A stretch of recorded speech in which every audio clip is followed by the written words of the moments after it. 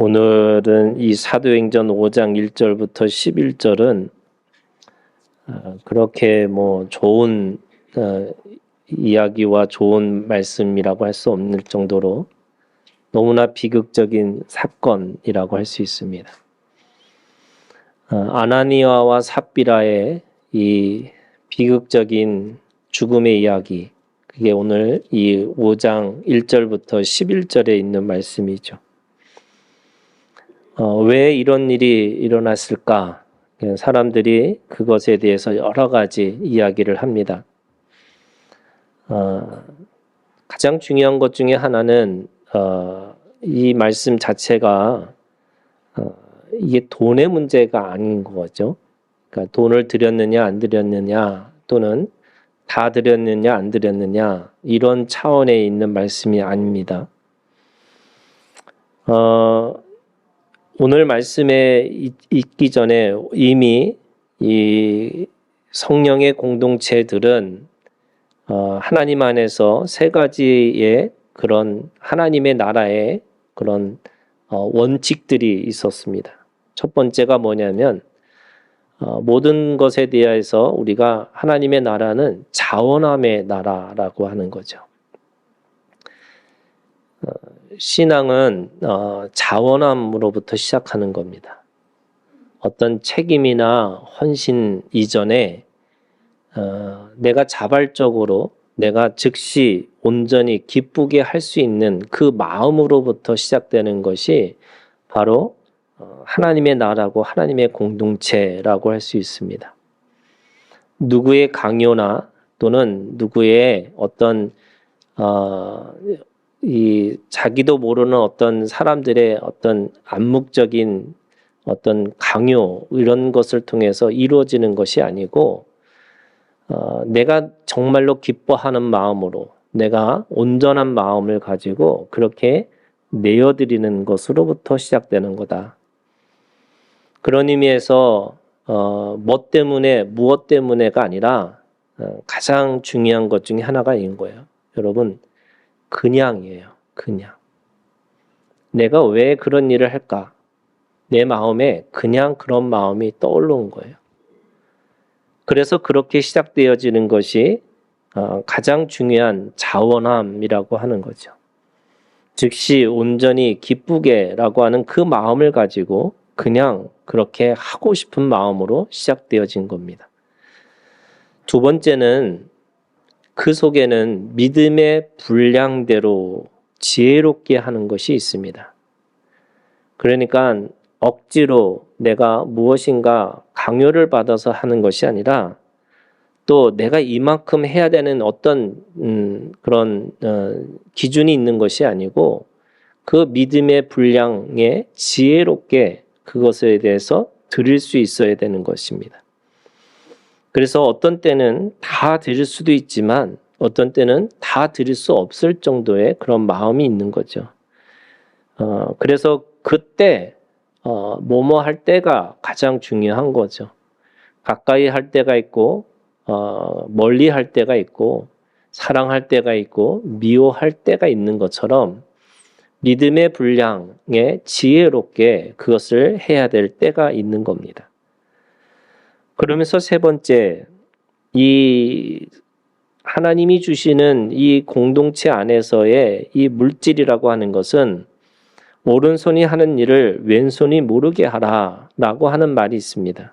그 말은 계수하지 않고 계량하지 않고 계산하지 않는 마음을 가지고 하라고 하는 겁니다.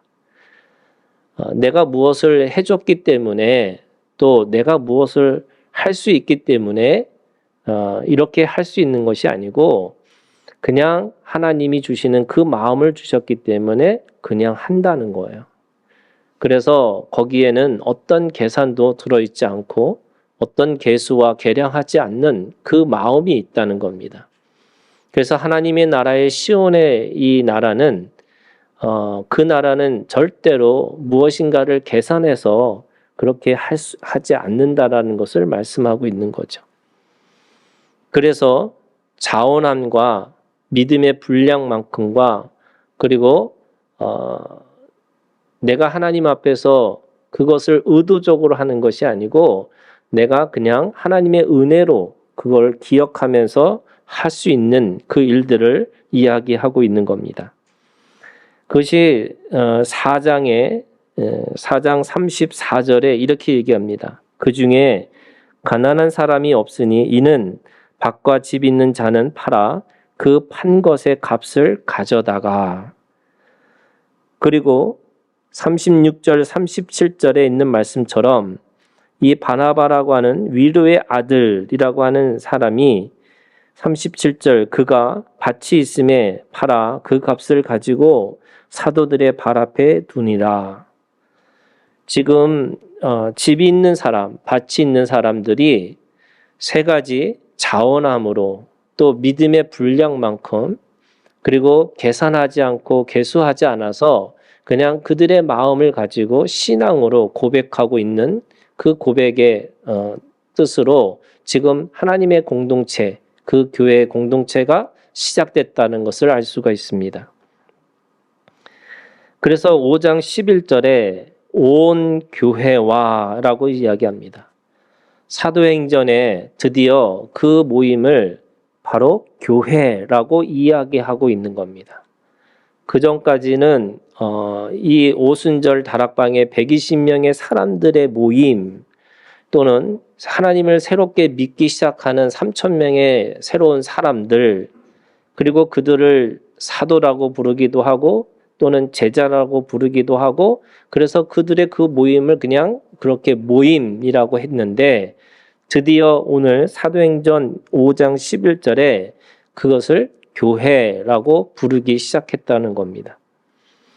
그러니까 교회 안에 하나님의 그 초대교회 안에 하나님의 역사를 일어나는데 그냥 그들 안에서 물질을 나누고 생명을 나누고 그리고 시간을 함께 공유하는 그런 생명 공동체들이 시작되었다라고 말씀하고 있습니다. 그러니까 이 34절과 37절에 그렇게 바치는 일들이 일어나니까 오늘 드디어 이 아나니아하고 삽비라라고 하는 사람이 부부죠. 이 부부가 자신의 것들을 또 팔아서 또 하나님 앞에 바치는 그런 일들이 일어난 겁니다.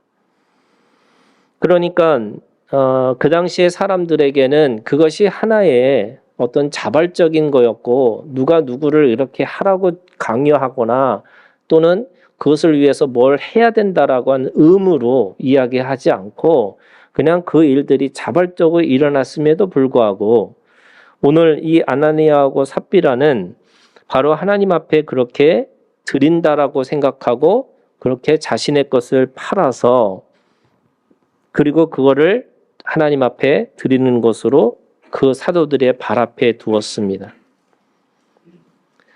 근데 왜 그렇게 이런 어떤 비극적인 사건이 일어났을까라고 생각해 보면 2절에 있는 말씀에 보면 그 값에서 얼마를 감추매 이렇게 시작합니다. 근데 이 감추매라고 하는 이 단어가 아주 독특한 단어로 쓰여져 있어요. 그러니까 어떤 물건을 자기가 그냥 이렇게 숨기고 이런 뜻의 의미보다는 더 아주 분명한 그 단어를 쓰고 있는데 이 헬라어 노스피조라고 하는 이 말은 착복하다, 횡령하다라는 뜻의 의미가 있다는 겁니다. 물건을 슬쩍 훔치는 것을 의미하고 있는 겁니다. 그러면 이게 자신의 것을 드리는데 자신의 것을 잠시 그냥 그걸 감췄다라는 표현을 왜 감췄다라는 거를 왜 이런 단어를 쓰고 있었을까? 5장 4절에 있는 말씀에 보면 사도들이 하는 얘기입니다. 땅이 그대로 있을 때는 네 땅이 아니며 판 후에도 네 마음대로 할 수가 없더냐. 이게 무슨 말이냐면 원래 모든 사람들에게 그것을 강요하지 않았다는 거예요. 그 사람이 가지고 있는 소유의 땅은 그냥 그 사람의 땅이었습니다. 판 후에도 똑같이 그 사람의 것이었습니다. 그런데 오늘 이 감췄다라는 말을 왜 그렇게 착복하고 횡령했다라고 하는 말로 썼을까? 기본적으로 생각하는 마음은 이런 거겠죠. 이 바나바와 삽비라가 이 바나바를 향한 그 어떻게 보면은 비교하는 마음이 있었을 것이라고 생각이 듭니다. 그러니까 이 아나니아와 삽비라는 제일 먼저 봤던 사람이 누구냐면 바나바이겠죠. 바나바가 그렇게 드린 것을 보고 나도 혹시 드려야 되지 않을까? 나도 뭔가를 해야 되지 않을까? 이런 겁니다. 아브라함이 그 가나안 땅에 들어가서 하나님을 믿는데 자기는 아무것도 안 하는 것처럼 보여서 내가 진짜 하나님을 제대로 믿는 것일까? 라고 생각하는 것처럼. 그래서 그 마음에 하나님이 시험을 하셔서 너도 한번 그렇게 가나안의 종교처럼 그 아들을 한번 바쳐봐라 하는 그 마음을 그대로 그냥 내버려 두신 것처럼 지금 이 아나니와 삽비라는 누굴 보고 있냐면 하나님을 보고 있는 게 아니라 지금 바나바를 바라보고 있는 겁니다. 그래서 그 바나바가 했던 것을 보니까 사람들한테 그 사람의 이름이 바나바가 뭐냐면 위로의 아들 이런 거예요. 어떻게 보면은 최고의 구제, 최고의 뭔가 이렇게 교회 안에서 저 사람은 정말로 누군가를 위로해 주는 사람이고 정말 자기 거의 모든 것을 다 바칠 수 있는 사람이구나라고 생각하게끔 그 이름을 또는 그 별명을 바나바, 위로의 아들이라고 불렀던 거죠. 그러니까 아나니아와 삽비라는 다른 어떤 것들을 보게 있는 게 아니라 자신이 가지고 있는 이 내면에 가지고 있는 내가 하나님 앞에 이게 자원함인가? 또 이것이 정말로 하나님 앞에 온전과 즉시 기쁘게 하는 그런 내 믿음의 분량만큼 하는 것인가? 그리고 정말로 하나님의 은혜가 너무 너무나 감사해서 정말로 그 은혜를 흘려보낼 수 있는 그 마음으로 내가 그냥 하는 것인가? 라고 하는 것에 대한 물음 이전에 누가 보이냐면 바나바가 보이기 시작한 거죠. 그래서 바나바를 통해서 보니까 나도 혹시 내가 저 사람처럼 위로의 아들은 아니더라도 뭔가 비슷한 별명을 받고 싶은 거고 사람들한테 그렇게 인정받고 싶었던 그 마음이 있었겠죠. 그래서 자신도 다 팔아서 자기도 다 바쳤다라고 하는 것으로 사람들한테 비춰지기를 원한 거죠. 네, 여러분, 이 4장 37절에 이 바나바의 밭과 이 아나니아와 삽비라의 밭이 쓰는 단어가 조금 달라요. 어떻게 다르냐면 이 4장 37절에 바나바의 밭은 아그로스라고 하는 이 단어를 쓰고 있는데 그게 뭐냐면 큰 규모의 땅이라는 뜻이 있어요. 그러니까 대단한 땅을 팔았다 이런 것을 얘기해요. 그걸 다 하나님 앞에 드린 거예요. 하나님의 공동체 안에 내어준 거죠. 그런데 이 아나니아와 삽비라는 이 코르이온이라고 하는 땅의 의미가 뭐냐면 작은 규모의 땅, 뭐 이런 뜻의 의미가 있어요.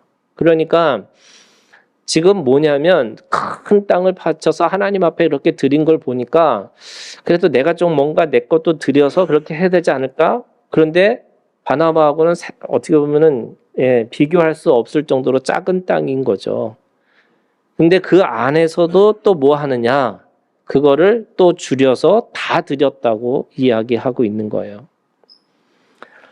제가 시편을 공부하면서 여러분 시편은 우리가 하나님을 향한 노래잖아요. 그런데 그 하나님을 향한 노래들이 어떤 노래들이냐면 그 시편에 보면은 늘 원수들이 있어요. 자신들을 꼭 핍박하는 어떤 영적 실체가 있어요. 근데 그 영적 실체를 가지고 어떻게 하나님 이럴 수 있습니까? 라고 어떤 사람은 한탄하거나 또는 지금 내가 이렇게 공경에 빠졌습니다라고 하는 그 공경에 빠진 이야기를 열심히 하는 그렇게 고백하는 그 시인이 있죠. 그런데 그 모든 시에 있어서 왜 그것이 하나님의 노래가 됐을까라고 생각해 보면 누구도 그 원수를 향해서 직접적으로 뭔가를 말하지 않는다는 거예요. 뭐냐면 하나님이 하셔야 된다는 거예요. 이게 어떤 거냐면요. 사람들은 사건이나 상황이나 또는 그 관계 안에서 뭘 보고 있냐면 계속 이 바나바라고 하는 나하고 비교하고 경쟁하는 그 사람들을 바라보기 시작하니까 뭐가 있냐면 하나님이 보이지를 않는 거예요. 하나님의 뜻과 하나님의 소원과 하나님의 목적이 무엇이지? 나를 향한 하나님의 마음이 무엇이지? 내가 그 하나님 앞에 어떻게 무엇인가 해야 되는 건지 이게 아니고요. 저 사람이 무엇을 했기 때문에 또 저 사람이 어떻게 했기 때문에 다 뭐 하고 있냐면 하나님을 보는 게 아니라 다 그 원수를 바라보면서 원수를 통한 하나님을 보니까 하나님 어떻게 저럴 수 있습니까? 어떻게 저렇게 원수가 저렇게 잘 될 수 있습니까? 이렇게 원망하고 불평할 수밖에 없다는 거예요. 그런데 그 시편의 시인들은 뭐 하고 있냐면 하나님을 통해서 그 원수들을 바라보고 있다는 거예요. 그래서 하나님, 그들이 그 삶을 하나님께서 정말로 그렇게 하나님 원수를 자신의 가지고 있는 이 신원의 마음을 가지고 하나님 그 원수를 갚아주시옵소서 이렇게 기도하다가 어느 순간에 뭘 깨달았냐면 내가 하나님 앞에 어떤 존재인지 그걸 알게 되는 거예요. 또 하나님이 어떻게 자신을 향해서 하고 계시는지를 깨닫는 거예요. 여러분 시선이 어디 있느냐가 굉장히 중요한 거죠. 내가 하나님을 향해 있는 것인지 아니면 여전히 내가 비교하고 경쟁하고 있는 어떤 한 사람 또는 어떤 한 문제에 어떤 사건에 내 마음이 있으면 여러분 그 속에서 내가 뭐 하고 있냐면 계속해서 사람들에게 뭔가를 보여주려고 하는 거죠. 대표적인 사람이 사울 왕입니다. 그죠? 하나님이 이스라엘을 다스리라고 그에게 왕이라고 하는 기름 부으심을 주셨음에도 불구하고 자신이 왕이 되는 순간에 뭐를 보고 있냐면 내가 하나님 앞에서 내가 청지기로서의 왕 노릇을 하고 살아야 되는데 뭐 하고 있냐면 자신하고 비교할 수 있는 그래서 사울은 천천히요 다윗은 만만이라고 해서 다윗을 죽이려고 하는 사람으로 자신이 가지고 있는 왕 노릇을 거기다가 그 노릇을 하고 있는 거죠. 그러다 보니까 하나님이 네가 왕인데 왜 왕 노릇하지 않고 하나님이 주신 그것을 가지고 살아야 되는데 왜 그거 그렇게 살지 않고 너는 왜 딴짓하고 살아가느냐 이런 겁니다. 하나님은 오늘 우리에게 왕 같은 제사장, 그죠? 왕 같은 제사장으로 우리를 불러주셨는데 우리는 뭐 하고 있냐면 왕같이 제사장처럼 살지 못하고 인생에 늘 도망자와 같이 살아가거나 아니면 늘 누군가의 제사장 밑에서 늘 그 안에서 뭔가 축복받는 복을 받아야지만 내 인생이 풀리는 것처럼 착각하고 살아가는 거죠.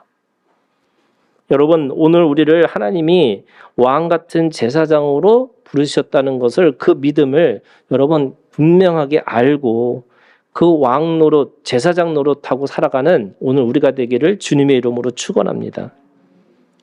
여러분 아나니아와 삽비라 이 유대인들은요 이름이 그 사람이 인생과 같은 겁니다. 그러니까 그냥 이름이 아니고요. 그 사람이 가지고 있는 그 본질의 그 이름이에요. 그래서 아나니아와 삽비라 이 아나니아라는 뜻의 의미가 무슨 뜻이냐면요. 하나님이 주신 은혜라는 뜻이에요. 여호와는 은혜이시다. 이게 아나니아라는 뜻이에요. 그 다음에 이 삽비라라는 말의 의미는 보석이라는 뜻이 있어요. 무슨 말이냐면 이미 아나니아와 삽비라는 그 존재로 하나님 앞에 보석과 같은 존재고요. 하나님 앞에 이미 은혜 받은 존재예요. 그런데 지금 뭐 하고 있냐면 뭘 어떻게 해야지만 내가 사람들한테 인정받고 내가 그렇게 해야지만 뭔가를 내가 하나님 앞에 일할 수 있는 것이 아닌가라고 착각하는 거예요. 아니 이미 그 존재로 보석 같은 존재라고 부르시고 이미 너는 하나님의 은혜 받은 존재라고 말씀하고 있는데 이 아나니아와 삽비라는 하나 더 해야 된다고 착각하는 거죠. 누구처럼? 바나바처럼. 하나님 앞에 자기에게 주어진 것에 대해서 생각하는 게 아니고 늘 옆에 있는 사람들과 같이 이야기하는 것을 그걸 보고 있는 거예요. 제가 협동조합 공부를 하면서 그 협동조합을 그 공부하는 과정에 그 경제 심리학을 가르치더라고요. 근데 경제 심리학을 가르치는 것 중에 하나가 뭐였냐면 어떻게 하면은 사람들에게 이렇게 헌신을 시켜가지고 이 기부금을 더 많이 받아낼 수 있을까? 이런 거를 경제 심리학 교수들이 그거를 연구해가지고 이렇게 하면 더 많은 기부금을 받을 수 있다. 그게 뭐냐면요. 먼저 이름을 적어 놓는 거예요. 누가 냈다고 기부금. 거기다가 더 정확하게 하면 얼마를 냈다고 기부금 이름에다가 옆에다가 써놓는 거예요. 그러면 사람들이요. 쟤도 저렇게 냈는데 나도 내야 되지 않을까? 이런 생각이 든대요.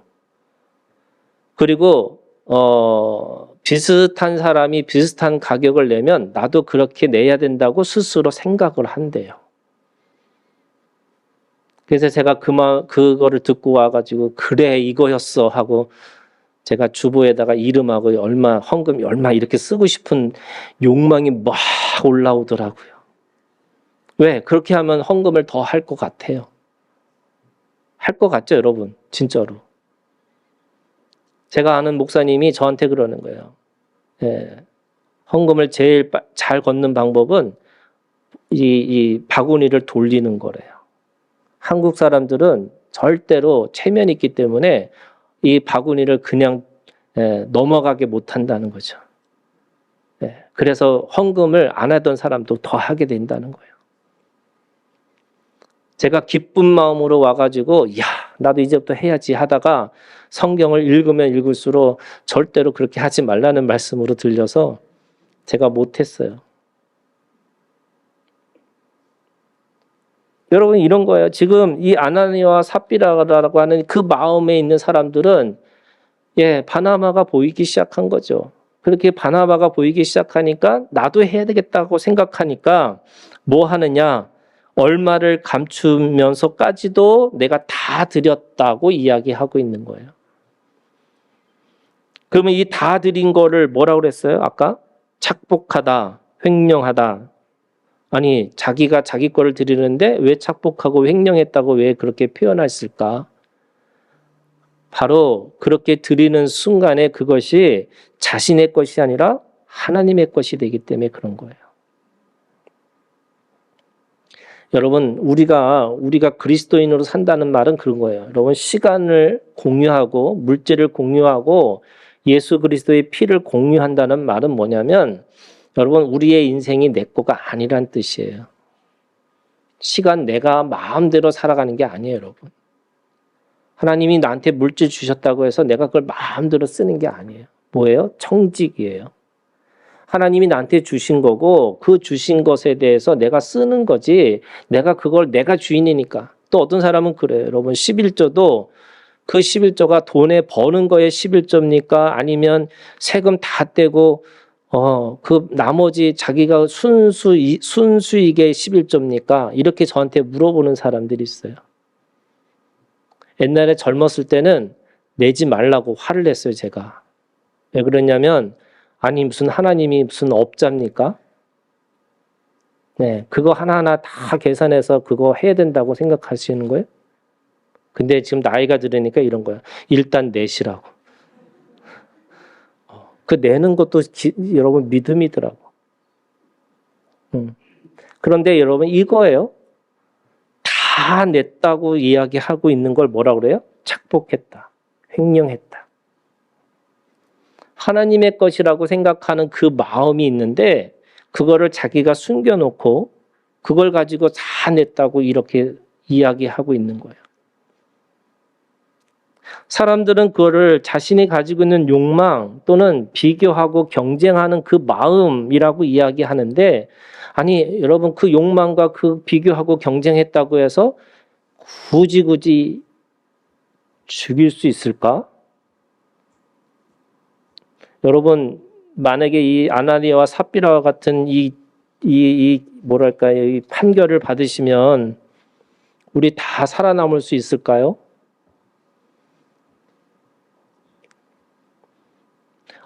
지난 여름에 당신이 무슨 짓을 하는지 다 알고 있어. 뭐 이런 거 같은 거예요.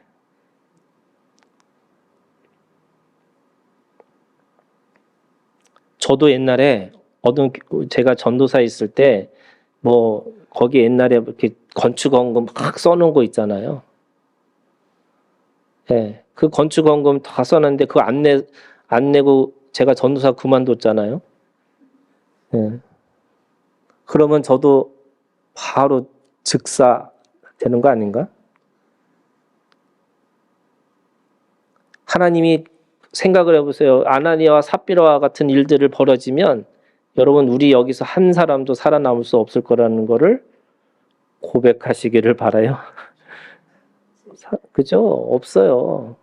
예, 뭐 하나님이 무슨 아주 그냥 인색한 세무사 그 세무 담당하는 어떤 하나님처럼 느껴지면 여러분 우리는 그 안에서 살아남을 수 있는 사람 아무도 없을 거예요. 그런데 왜 이런 일들이 벌어졌을까? 저는 이 사건이 요 그대로 쓰고 있는 이 단어가요. 어디에 들어있냐면 여호수아 7장 1절에 있는 말씀에 똑같은 단어를 쓰고 있어요. 여러분 여호수아 7장 1절이 무슨 이야기냐면 바로 아간의 죄를 얘기하고 있어요. 이스라엘 자손들이 온전히 바친 물건으로 말미암아 범죄하였으니 이는 유다 지파 세라의 증손 삽디의 손자 갈미의 아들 아간이 온전히 바친 물건을 가졌습니다. 여호와께서 이스라엘 자손들에게 진노하시니라 라고 할 때 이 물건에 대한 범죄, 이 범죄라고 하는 이 단어가 그 물건을 감추매라고 하는 이 감춘다라고 하는 횡령이라고 하는 이 단어를 그대로 쓰고 있다는 거예요.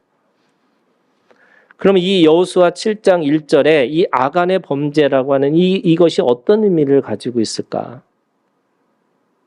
이스라엘 백성들이 그렇게 수백 년 동안 또는 지금 수천 년 동안 그런 일들이 계속 있음에도 불구하고 이 아간의 죄처럼 그렇게 누구든지 다 심판을 받은 것이 아님에도 불구하고 왜 하나님은 이렇게 이 여호수아 7장 1절에 있는 이 말씀처럼 이 아간의 죄를 아주 크게 어떻게 보면 심판하셨을까?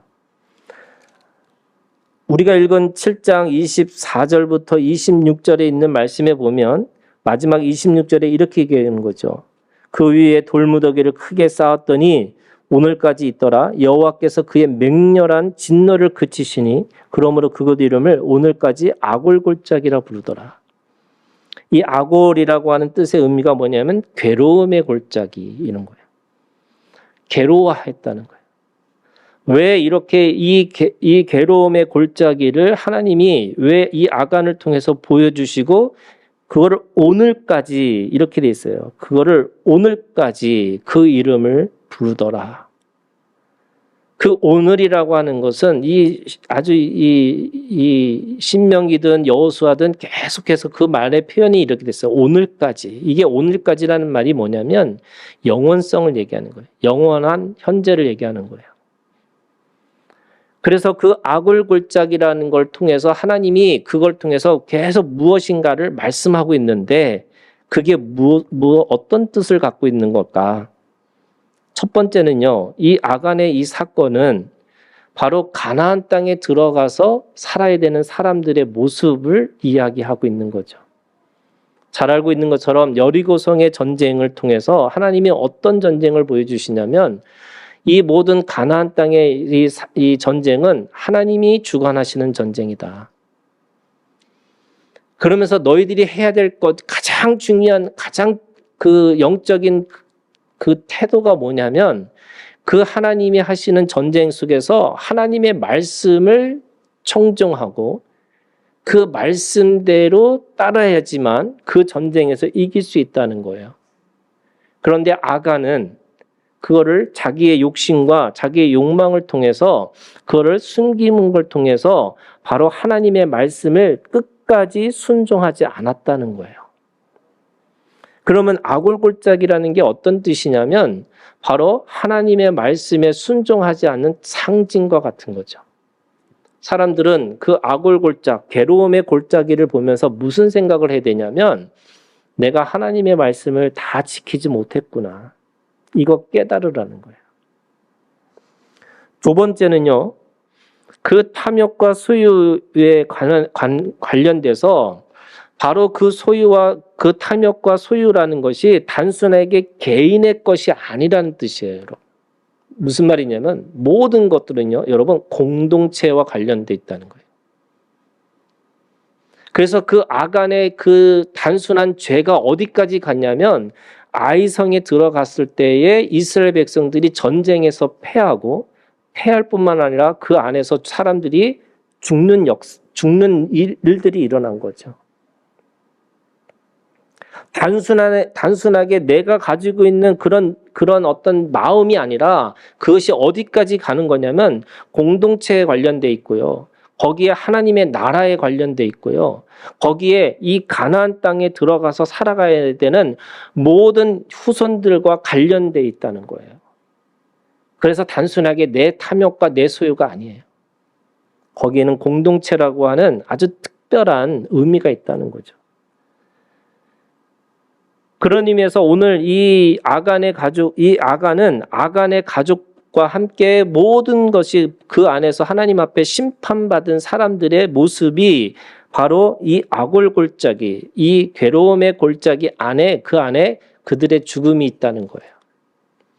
그래서 죄의 삭은 사망, 그 죄값을 치르는 그 모습을 그렇게 이야기하고 있습니다.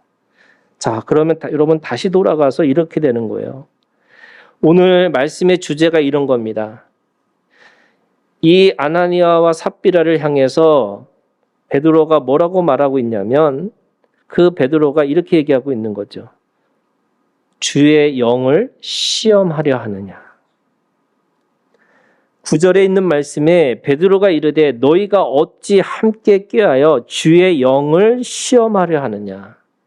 여러분 주의 영이라는 게 어떤 거냐면 오순절 다락방에서 사람들이 경험했던 성령의 세례가 있었어요. 그리고 그 성령의 세례를 통해서 성령의 충만함을 받으니까 그들에게 세상에서 알 수 없는 놀라운 하나님의 변화들이 일어난 거죠. 그게 첫 번째가 사람의 변화였어요. 그 사람의 변화가 어떤 것이 있냐면 새로운 공동체가 시작됐어요. 그 새로운 공동체를 통해서 하나님이 뭘 하기를 원하시냐면 세상에 어둠 세상 가운데서 하나님의 나라가 어디 있어? 라고 할 때에 여기야. 이곳에 하나님의 나라가 시작되고 있어. 라고 하는 것을 보여주기를 원하셨어요. 그게 뭐예요, 여러분? 교회예요. 교회예요. 저는 세상의 사람들이 그렇게 비난하고 그렇게 안타까워하는 것 속에서 왜 교회가 세상의 똑같은 논리와 세상에 가지고 있는 그런 생각을 가지고 살아야 되는지 이해가 안 돼요. 똑같아요. 하나님도 그런 마음이셨을 거예요. 하나님은 교회 공동체 안에서 뭘 사람들이 느껴지고 경험되어지기를 원하냐면 여러분 하나님의 사랑을 경험하기를 원해요. 그리고 그 하나님의 사랑 때문에 서로가 함께 연결되어 있다는 것을 경험하기를 원하세요. 그리고 그 견고한 그 연결이 누가 뭐라고 해도 세상에 많은 사람들이 손가락질을 한다 할지라도 우리는 그 안에서 생명을 끝까지 보존할 수 있는 능력이 우리 가운데 있다고 말씀하시는 거예요. 그래서 사망의 음부의 그 사망의 권세가 이길 수 없다고 하는 것이 어디예요? 교회예요. 여러분, 교회는 사망의 말을 하는 게 아니고요. 죄된 말을 하는 것이 아니고요. 또 정죄하고 심판하는 것이 아니고요. 보이죠? 여러분 안 보이는 게 아니에요. 빛 가운데 있을 때마다 그것이 먼지가 더 분명하게 보여요. 그럼에도 불구하고 우리가 그 안에서 하나님의 나라로 살겠다고 그렇게 함께 그것을 사람들에게 보여주고 드러내는 곳이 어디냐? 교회예요. 그게 가나안 땅이에요. 이스라엘 백성들에게 부엘살바와 단까지라고 하는 정확한 그 가나안의 영토를 분명하게 보여준 뜻이 뭘까?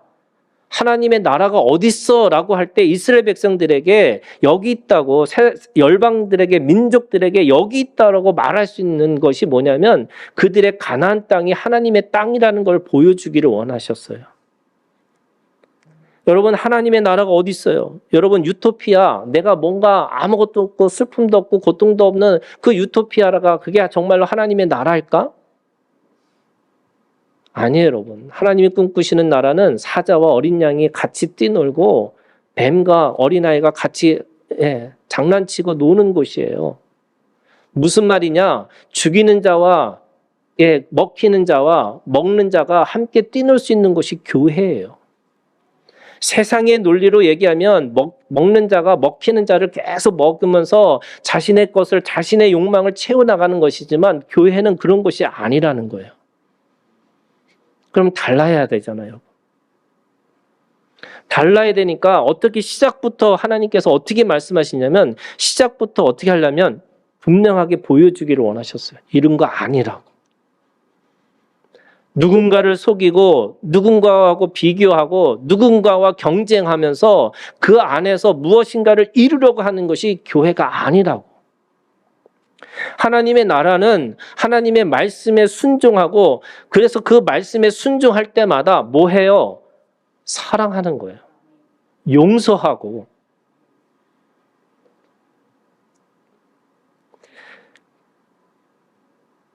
아나니아와 삽비라에게 하나님께서 말씀하시는 거예요. 베드로를 통해서 말씀해요. 주의 영을 시험하고 있느냐. 성령의 역사가 성령의 운행하심을 통해서 사람들이 그 하나님 앞에서 하나님의 마음을 알게 되고 하나님을 사랑하는 마음 때문에 그래서 그렇게 하나님의 사람들로 살아가고 있는데 너는 왜 하나님의 그 영을 시험하려고 하느냐. 여러분, 성령의 마음이 있으면 여러분 하나님께서 그 일들을 감당하게 하시는 건데 우리는 가끔 그런 얘기 하잖아요. 정신 차리라고. 여러분, 세상 사람들이 더 잘 알잖아요. 교회 가면 미치면 안 된다고. 왜 그래요? 미치는 걸 알기 때문에 그런 거예요. 여러분, 미쳐야지 사랑하는 거잖아요. 여러분, 어떻게 제정신에 사랑할 수 있어요?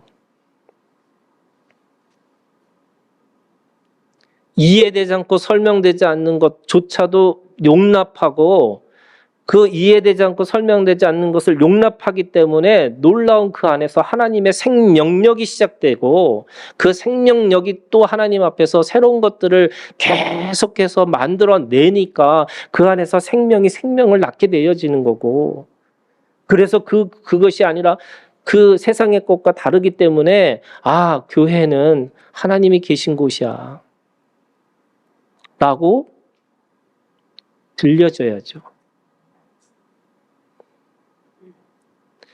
그래서 이 아나니아와 삽비라는 단순하게 자기 욕망, 자기의 어떤 그것이 아니고요. 여러분, 왜 하나님이 그 아나니아와 삽비라를 왜 바로 심판할 수밖에 없었냐면 하나님의 나라의 시작이 거기서부터 시작되어지는데 처음부터 어긋나면 안 되기 때문에 그렇게 하신 거예요. 분명하게 기준을 세우시기를 원하셨어요. 아간에게 그렇게 했던 것처럼 모든 사람들에게 그렇게 처음의 시작은 하나님의 말씀을 1.1핵이라도 어긋나지 않게 하기 위해서 바로 그렇게 보여주신 거예요. 여러분, 오늘 성령의 역사가 오늘 우리 가운데 일어나기를 주님의 이름으로 축원합니다. 일어나셔야 돼요. 그런데 여러분 그때마다 주저앉히려고 하시면 안 돼요. 하나님의 역사는 하나님이 하시는 거예요. 전 그거 믿어요. 그렇기 때문에 여러분 주의 영을 시험하느냐라는 말은 무슨 말이에요? 지금 이 아나니아와 삽비라가 뭘 하고 있냐면 하나님을 속이는 거고요. 그리고 하나님의 나라를 흐트러버리는 거고요. 그리고 주의 영을 계속해서 시험하게 만들어서 그 자체가, 그 스스로가 계속 하나님의 것을 만들지 못하도록, 하나님의 공동체를 계속 파괴할 수 있도록 그렇게 만들어진다는 거예요. 제가 이단에 빠졌었던 목사님 한 분을 만나서 그분이 왜 똑똑하신 분인데 왜 이단에 그렇게 열심히 하셨어요? 라고 물었더니 그분이 하는 얘기가 재밌어요. 뭐라 그러냐면 거기에 있는 사람들에게 다른 사람들을 하나님 못 보게 하는 게 어떤 거냐면 넘버 2라고 하는 자리를 두고서요. 그 자리만 보게 만든다는 거예요. 하나님을 못 보게 하고 넘버 2 자리. 그래서 오늘 헌금 제일 많이 했어요? 그러면 목사님 다음에 두 번째 사람이에요. 전도를 제일 많이 했어요? 그럼 두 번째 사람이에요. 그 넘버 2는 늘 바뀔 수가 있어요. 그래서 사람들이 뭐 하느냐? 어떻게든지 그 넘버 2가 되기 위해서 열심히 뭔가를 한다는 거예요. 거기에 하나님 없어요.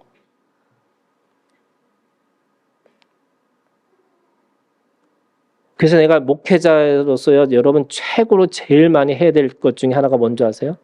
넘버 2 자리를 없애는 거예요. 그럼 영업이 될까요? 죄송합니다. 이 표현이 좀. 여러분, 뭔가 이게 앞에다가 이렇게 뭔가 이렇게 도표를 그려놓고 열심히 뭔가를 하라고 그러면 사람들이 더 열심히 한대요. 실제로 그렇대요. 그럴 마음이 왜 없을까요? 수없이 저한테도 그게 유혹으로 오죠.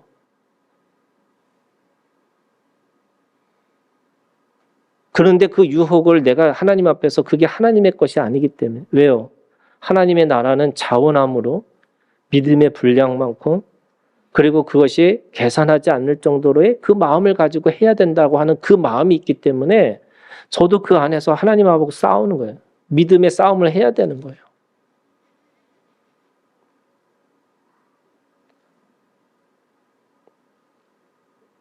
그런데 어떤 사람들은 그 자원함도 또 이용하는 거죠. 또 어떤 사람은 그 믿음의 분량을 또 자기 자의적으로 생각을 해요. 여러분 그래도 상관없어요. 하나님의 나라는 그것으로 이루어지는 게 아니니까. 그러면 세 가지 여러분 오늘 이 말씀을 통해서 세 가지 저는 우리가 교훈을 얻었으면 좋겠어요. 첫 번째 여러분, 나 하나쯤이야 라고 하는 이 마음을 버리셨으면 좋겠어요. 내가 누구예요 여러분? 왕 같은 하나님 나라의 제사장이에요. 내가 하나쯤 하는 게 아니고요. 여러분 나 하나가 무너지면 하나님의 나라가 무너질 수 있어요. 하나님의 나라가 욕먹을 수 있어요. 사람들이 얘기해요. 네가 정말로 크리스찬이냐고. 너가 정말로 하나님의 사람이냐고. 여러분 나 하나쯤이야 무너져도 돼요? 아니에요 여러분. 하나님은 하나님의 나라의 모든 한 사람 한 사람을 그 사람을 통해서 하나님의 나라를 시작되게 하시고 하나님의 나라를 보여주기를 원하시고 하나님 앞에서 모든 사람들에게 증인이 되기를 원하세요. 그래서 로마서 5장 19절에 이렇게 했습니다. 한 사람의 순종치 아니함으로 많은 사람이 죄인 된 것 같이 한 사람의 순종함으로 많은 사람이 의인이 되리라. 아멘. 여러분 오늘 내 믿음이 여러분 하나님의 나라의 시작인 줄 믿으시기를 바라요. 그래서 나 하나쯤 아니에요 여러분. 내가 하나님 앞에 어떻게 하나님의 말씀을 대로 내가 믿음대로 반응하고 살 것인가. 두 번째 여러분, 이 믿음이 있으면 좋겠어요. 오늘 이 아골골짜기라고 하는 이 괴로움의 골짜기가 죽음을 뜻하지만 우리가 그 죽음의 가운데서 여러분 있는 게 아니죠. 무슨 말이냐면 이 고난을 넘어서 불행을 넘어서 실패를 넘어서 여러분 부활의 신앙을 가지고 다시 일어나셔야 되는 거예요. 아나니와 삽비라 죽었으니까 끝났구나. 아니에요 여러분. 저는 그게 끝이 아니에요 여러분. 아나니아와 삽비라고 하는 그 이름의 값처럼 은혜 받은 자고 하나님 앞에 보석 같은 존재라면 저는 다시 믿음 안에서 일어나야 된다고 믿어요. 여러분, 오늘 우리가 그 하나님 앞에 똑같이 아나니아와 삽비라와 같은 그런 존재로 심판받을 존재지만 하나님은 오늘 우리 가운데 부활의 신앙을 주셨어요. 여러분, 교회는 죄인들의 모임이에요. 어차피 무너진 사람들의 모임이에요. 그러나 그 속에서 그 죄 때문에 죽어가는 사람이 아니라 오늘 예수 그리스도 안에서 부활의 신앙을 가지고 다시 일어나는 사람인 줄 여러분 믿으시기를 바라요. 그래서 과거에 어떤 죄 때문에 또 내가 무너지고 어떤 하나 때문에 또 무너진다 할지라도 다시 일어나기를 주님의 이름으로 축원합니다. 일어나셔야 돼요. 마지막으로 여러분, 주의 영을 시험하는 게 아니라 여러분 주의 영에 내가 온전히 맡기고 그래서 맡긴다는 게 위임하고 위탁하고 살아가는 거예요. 주님이 말씀하시면요, 그 말씀에 대해서 여러분 순종하세요. 저는 그것이 오늘 우리에게 주시는 또 다른 교훈이라고 생각해요. 성령께서 말씀하시면 여러분 그게 누가 주시는 거야? 하나님이 주시는 마음이에요. 그대로 하셔야 돼요. 사람들이 저한테 이런 거죠. 제가 이 하나님이 말씀하시는 것에 대해서는요, 제가 토를 달지 않아요. 네, 그것이 손해가 된다 할지라도 네, 저도 씨름하죠. 그런데 그 씨름하는 것 할지라도 결국 하나님의 뜻이 이루어지기를 제가 그 안에서 바로 그 말씀을 주신 것에 대해서 내가 네 하고 가는 거예요. 그래서 하나님의 말씀에는 아니오가 없는 거예요. 네만 있는 거예요. 그러면 오늘 우리가 하나님의 말씀이 하나님 앞에 그 마음을 주셨으면 여러분 그 말씀을 가지고 내가 하나님 앞에 온전히 위임하고 위탁하면서 하나님의 일들을 감당하는 거죠. 그래서 육신의 생각은 사망이고 영의 생각은 생명과 평안이라고 그랬어요. 여러분 오늘 내 마음에 좋은 생각이 떠오르면 그걸 하나님이 주신 마음이라고 믿고 여러분 그 일들을 감당하셔야 돼요. 계산하지 않고 계수하지 않고 계량하지 않고. 오늘 주의 영을 시험하는 자가 아니라 주의 영의 말씀에 온전히 위임하고 위탁하면서 하나님의 영이 우리 가운데 말씀하시는 그대로를 오늘 순종하고 따라가는 우리가 되기를 주님의 이름으로 축원합니다. 기도하겠습니다.